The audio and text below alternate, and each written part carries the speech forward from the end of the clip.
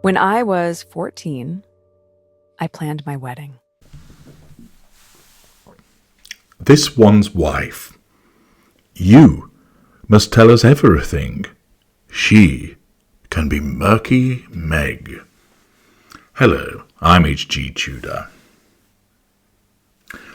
One of the interesting aspects, albeit it isn't a surprise, is the hypocrisy that is exhibited by the followers of this one's wife.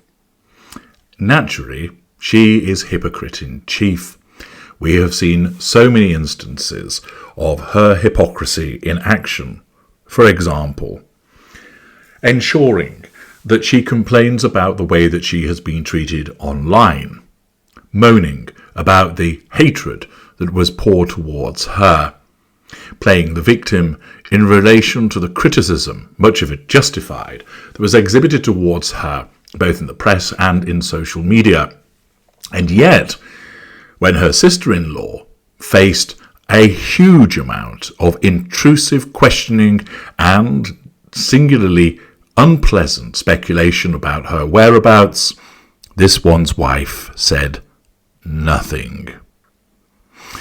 That this one's wife goes around preaching about treating other people fairly, about concepts of equity, about being authentic, and then goes and tells lies, revises history, invents things, brands two of her in-laws as royal racists. She makes the final year of Queen Elizabeth's life most unpleasant.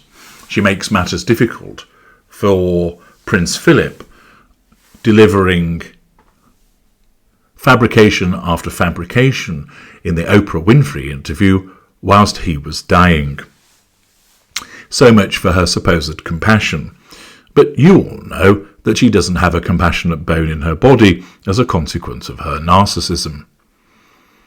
Time and time again, we have seen her hypocrisy in full effect.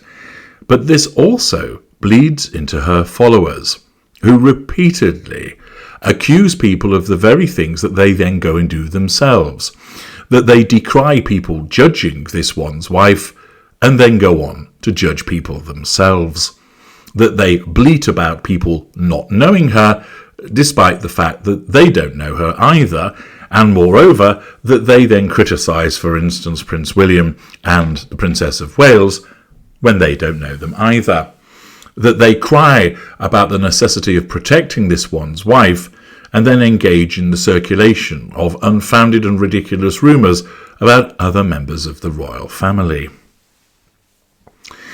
The default position of the Sugars is one whereby, because they are not particularly intelligent individuals who operate with a herd mentality, with narcissists amongst them, but many of them just simply normals that have no emotional empathy for the people that they meet online, that they engage in certain behaviours which in effect have been encouraged by the conduct of their mistress. This conduct is such that they believe that they are entitled to know everything about King Charles's illness, that they should know what type of cancer he's suffering from, that they should know what his exact treatment is, that they call out, particularly on X, demanding information about his prognosis, that they deem that this information should be made public, even though it is personal medical information. Similarly, in relation to the Princess of Wales, they did not respect her privacy.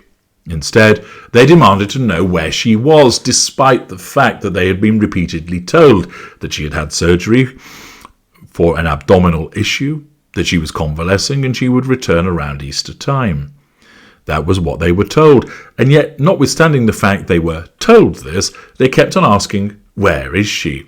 bleating and crying about the lack of information. Then, when the cancer announcement was forthcoming, they wanted to know what type of cancer it was, and what the prognosis was, and what the treatment is, and how that's going. Intrusive, demanding, failing to recognise boundaries, entitled, all behaviours whereby they take their cues from the very person that they worship, that they behave in a similar way to her as a consequence of the hypocrisy that they exhibit. Yet, if you were to ask questions of their mistress, pertinent, valid questions appertaining to things in her past, appertaining to things that she is alleged to have done whereby there is evidence in support, you are immediately shut down, and you're not allowed to ask those questions. These are legitimate questions, appertaining, for instance, to the existence of the children and their position in the line of succession. Yet immediately, the Shuggers swiftly look to shut down anybody that demands accountability of this one's wife. Where anybody asks a question about the provenance of the births, for instance, that they are told that that's racist to ask those questions, even though it's not racist at all. There are no unusual aspects with regard to King Charles or Princess of Wales in relation to their medical circumstances. They have both had cancer diagnoses, they're both receiving treatment. There the matter should end. But the intrusive, nosy, unpleasant Shuggers, of course, look to make it their business to intrude upon those individuals and disrupt their convalescence. But you're not allowed to ask questions about this one's wife, even though there is a greater level of legitimacy to those questions than there is with regard to King Charles and the Princess of Wales. There's nothing murky in relation to their treatment. They both got cancer and they're being treated for it. That's it. There's no unusual aspects to that. There's nothing into which one should dig deeper. But when you consider the circumstances, and there are many of them, in relation to this one's wife, there are loose ends. There are questions that have yet to be answered. There are rabbit holes to go down. For instance, the Daily Mail asked questions about who delivered baby Archie. The article explained the cloak of secrecy surrounding the birth of the royal baby on the orders of this one's wife and Harry is completely unprecedented. Nearly a week after Archie's clandestine arrival, Buckingham Palace still refused to confirm that it took place at London's Portland Hospital, or to release the name of a single member of the medical team. One senior source even claimed that the doctors and midwives themselves had requested anonymity, which would be an inexplicable turn of events and in complete contrast to other royal births. It was the medical team's request to remain private, said the source, while acknowledging it was also the personal decision of the Duke and Duchess to keep those details from the public.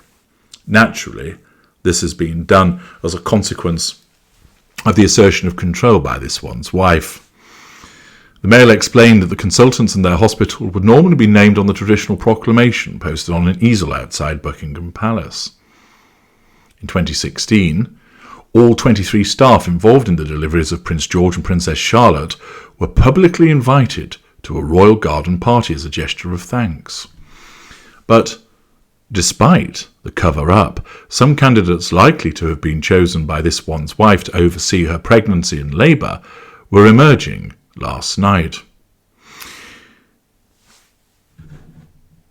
One favourite, Miss Jeannie Yoon, 56, is a consultant obstetrician and gynaecologist based at the private Lister Hospital in Chelsea, who also delivers babies at the Portland.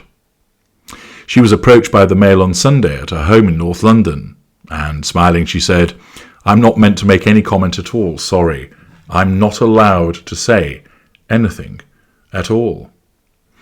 Thus, at the time, questions emerged as to what actually went on in relation to the birth. Who delivered a child that would be part of the line of succession? Those are legitimate questions. The murkiness that surrounded it, of course, is commensurate with the necessity of the assertion of control that this one's wife requires.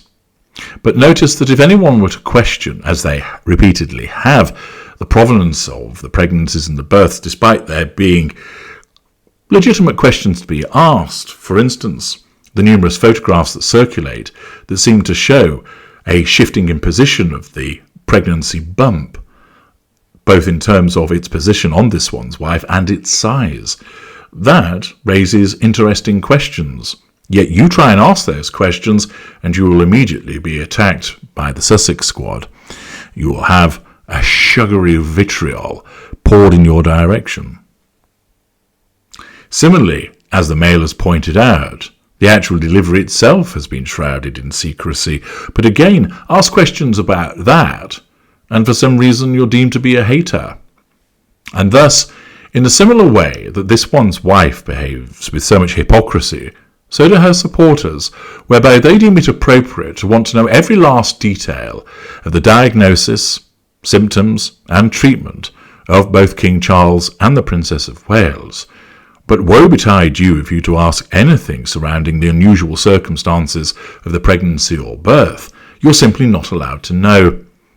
And it is interesting how these supporters have almost taken on the traits of the woman that they support, whereby they are allowed to ask you, but you're not allowed to ask them.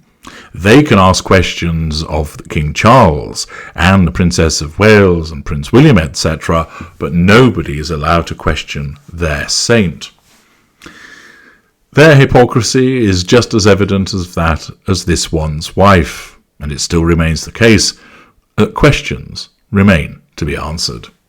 I'm H.G. Tudor. Thank you for listening.